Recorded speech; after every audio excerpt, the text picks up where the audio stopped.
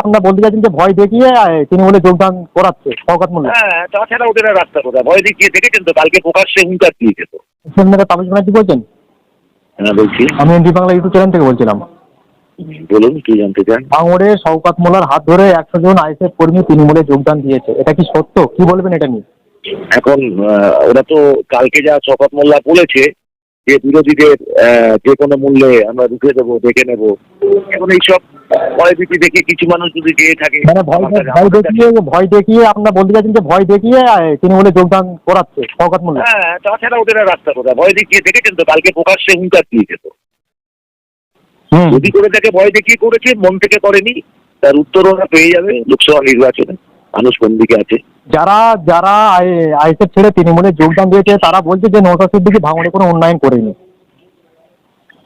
এখন নওশাদ সিদ্দিকী উন্নয়ন করার একটা এমএলএ উন্নয়ন করার মানে ক্রাইটেরিয়া কি?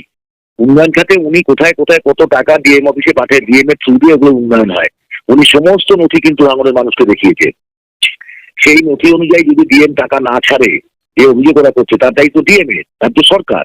তাহলে রাজ্য সরকার তার টাকা কেউ ঠিক কোনো খরচা করছে না, ডিএম করছে না, তার জন্য উনি চিঠি চাপাটি সবকিছুই করছেন, বিধানসভায় বলছেন।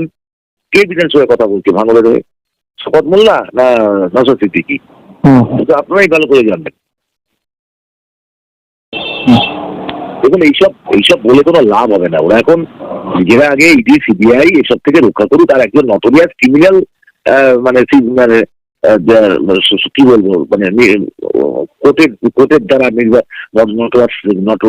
নটোরিয়াস ক্রিমিনাল কি বলছে এটা নিয়ে আমাদের ওরা মাথা ব্যথা নেই। আর এইসব আমরা উত্তর দিতে রাজি না এসব নিয়ে। আপনারা প্রশ্ন করেন তাই বলি। ঠিক আছে, ধন্যবাদ।